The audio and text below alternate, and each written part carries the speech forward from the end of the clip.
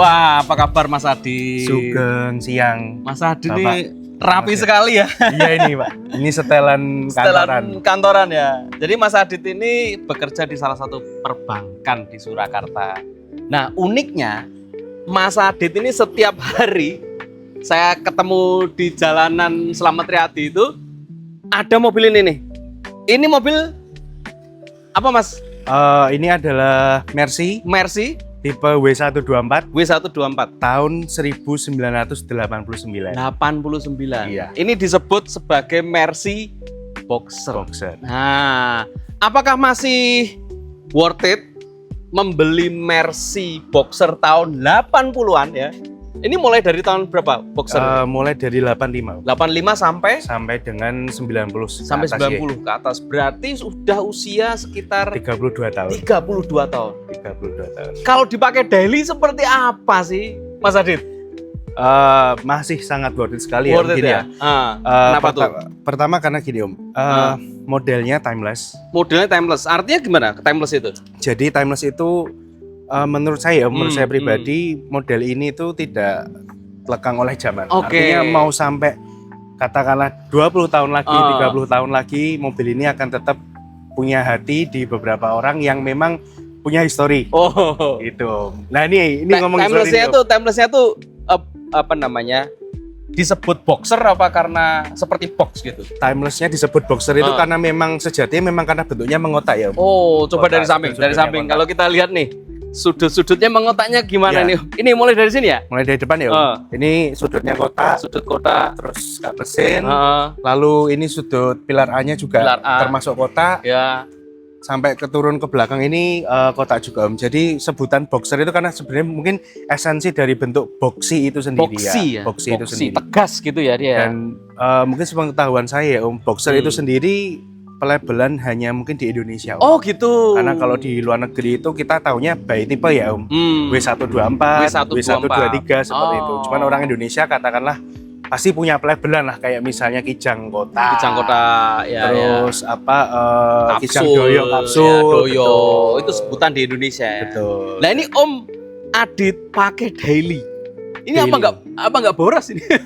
Kalau untuk konsumsi bensin Om sebenarnya ya kalau dibilang boros itu cukup boros. Cukup boros ya. Dibandingkan dengan mobil-mobil yang bisa dibilang di kelasnya katakanlah di angka 2000 cc ke atas ya Om. 2000 cc ke atas. Ini berapa cc? Ini 3000 cc. 3000 kebetulan, cc. ya. Dengan 3000 cc 1 liter bisa sampai berapa? 1 liter untuk dalam kota pemakaian saya pribadi punya saya ini di 18. 18. 18. Masih oke lah ya. Sebenarnya masih oke untuk Masih ukuran oke 3000 ya. cc ya. Untuk 3000 cc loh ya. Untuk kombinasi Oke. itu saya coba Di tol tol. luar kota, pernah waktu itu Solo Semarang.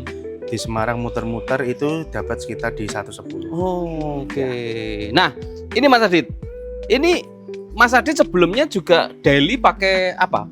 Mobil apa? Sebelumnya saya sebelum Untuk pakai ke kantor. boxer pakai Odyssey Om. Odyssey. Iya. Terus memutuskan untuk pindah ke Karena sebenarnya kepicut lihat di sosial media banyak orang-orang istilahnya ya anak-anak muda ya Om. Oke. Umur-umur 30, 35 itu pada pakai mobil-mobil klasik, akhirnya memutuskan untuk hijrah lah Om. Ganti ke mobil tua ini gitu. Nah, kalau untuk daily ini, Ya.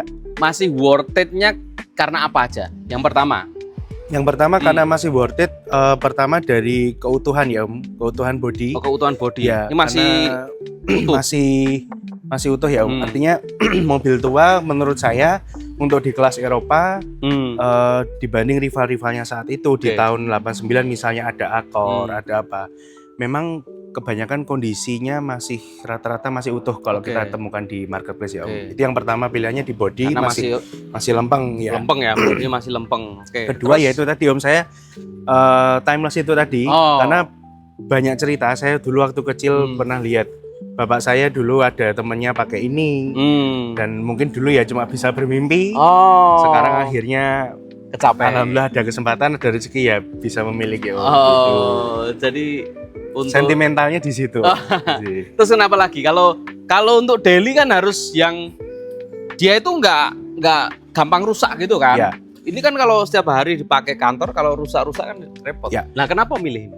Sebenarnya Om kalau untuk kali ini untuk tipe W124 ya Om. W124 itu pertama kali saya dapat memang ada beberapa part yang diganti Om. Oke. Seperti kayak alternator. Oke. Terus juga seperti apa belt mesin itu. Peremajaan. Oke. Tetapi mohon maaf misalnya kalau untuk sampai yang overhaul segala macam itu saya belum merasakan ya. Semoga tidak ya. Artinya artinya sebenarnya untuk ukuran mobil yang hampir 35 tahun dengan hanya penggantian part-part minor fast moving ya Om. Menurut saya itu masih sangat masuk akal. Artinya ini kenapa saya masih bilang worth it. Di satu sisi tagline-nya pun si W124 ini mungkin orang-orang juga sudah banyak yang tahu ya. Itu over engineered Om. Over engineered. Ya, jadi over engineered itu pada saat itu tahun 89 si insinyur Mercy itu menciptakan W124 itu melebihi ekspektasi melebihi spek pada saat tahun segitu. Apa itu yang melebihi? Nah, salah satunya fakta menarik nih Om. Saya juga baru tahu. Tahun segitu belum santer atau belum jamak safety crumple zone. Apa itu? Crumple zone itu jadi pada saat dia mobil itu dilakukan tes tabrak, dia nanti bodinya itu akan menyerap supaya meminimalisir terjadinya benturan di pengemudi maupun penumpang. Crumple zone ya Om, kan kalau sekarang mungkin sudah banyak tuh crumple zone. Nah, waktu itu pabrikan-pabrikan lain ya? belum ada dan ini sudah menerapkan itu. Jadi penyerapan energi dari dia nabrak nanti sampai ke dashboard ini lebih safety, lebih aman lah. Untuk waktu itu sekali lagi ya untuk waktu itu. Kalau sekarang sudah sudah umum, sudah jadi standar. Betul sekali Om. Banyak sih Om, ke W124 ini di Indonesia saya rasa masih sangat layak untuk dimiliki. Meskipun Indonesia iklimnya tropis, tapi menurut saya ini masih sangat layak karena untuk harian ya. Untuk harian ya Om, terutama untuk harian. Apalagi punya saya ini manual. Manual. Ya manual Om. Jadi selama sirkulasi sistem pendinginannya aman, air cooler system ya. Sistem cooling pendinginnya aman, terus mesinnya juga sehat, sangat-sangat aman Om. Bahkan luar kota pun saya sering ya kayaknya. Sering ya ke Solo Tigo, ke Semarang, bahkan terakhir ke Borobudur. Zero problem. Alhamdulillah no problem Om. Keren. Nah, ini buat bapak-bapak yang juga pengen beli boxer seperti ini, apa sih yang perlu diperhatikan Mas ketika beli? Yang pertama pasti untuk, kalau saya mengkategorikan mungkin untuk saya pribadi Om, itu ada beberapa opsi, yaitu pertama 3 ya. Kriteria betul. Yang pertama itu pasti mesinnya dulu. Mesin. Mesin itu menurut saya wajib untuk sehat. Artinya pun misalnya pasti akan benerin, pasti Om, karena namanya mobil second apalagi udah umur ya Om. Tapi selama yang dibenerin itu masih fast moving, kayak tadi mungkin alternator, belt, masih oke. Bukan yang utama ya, bukan yang apa gearbox atau ya. Karena kan kita juga beli mobil apapun ya Om, tidak hanya mobil tua, beli mobil cycle pun kan kita pasti harus menyisihkan budget untuk peremajaan ya. Makanya kalau sering iklan itu, ini sudah refresh ini. Pasti tetap akan ada perbaikannya Om. Satu tapi itu tidak banyak. Yang kedua, ya. Yang kedua body. Yang perlu diperhatikan body. Ya, sebenarnya body sama mesin ini ada yang milih body dulu, ada yang milih mesin dulu Om ya. Kalau saya pilih mesin dulu. Baru ke body. Utamanya. Ya. Kenapa? Karena kalau mesin itu menurut saya kalau sudah kena sulit ya. Waktunya lebih lama Om. Kita kan pengennya beli langsung pakai. Iya. Kalau body mah oke lah ya. Kalau body sambil jalan lah ya. Tapi untungnya ini bodinya bagus. Gitu. Yang penting bodinya apa? Lempeng ya? Bodinya lempeng dan tidak keropos. Tidak keropos. Ya. Kalau keropos mungkin di bagian pintu itu masih make sense ya Om, karena mungkin air. Tapi keropos yang yang saya maksud itu adalah yang di lantai. Lantai ya. Karena kalau lantai sampai keropos ya ibaratnya mobilnya larinya juga pasti udah nggak lurus gitu. Gitu sih. Yang ketiga ini tinggal aksesoris sih Om. Aksesoris. Ya. Ini option ya. Opsional. Ya. Nah ini pilih ini aksesorisnya apa ini? Sebenarnya 300e ini sangat basic Om yang punya saya. Yang basic. Jadi bener-bener 300e tahun 89 manual. Opsinya di interior pun itu hanya lampu di pilar yang C itu, pilar C yang kecil-kecil itu, terus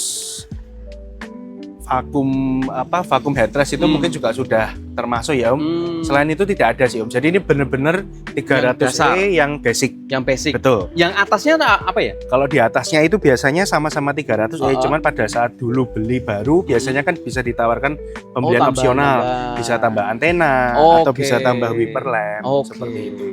Tapi yang paling penting buat bapak-bapak yang mau dipakai daily, betul. Mesin ya. Jangan sampai ini di setiap hari dipakai malah ngebel towing. Ya, betul Om, betul sekali. Mesin itu yang paling utama dan terutama sistem pendingin. Karena kita hidup di Indonesia. Oh ya, pasti yang tropis panas banget, J. Di sana dia lahir untuk dingin. Ya. Kalau di sini climate controlnya yang berfungsi yang dingin. Yang merah nggak diaktifkan. Nggak pernah dipakai ya. Oke, thank you Om Adit. Siap. Sukses selalu buat teman-teman, buat bapak-bapak yang mau tanya-tanya seputar Mercy Boxer, mau beli yang seperti apa dan sebagainya. Lebih jauh bisa kontak Instagramnya Pak Adit di bawah ini ya, di keterangannya. Thank you Pak Adit. Siap. Sukses selalu sama-sama, ya. Sampai jumpa di video berikutnya BBO TV.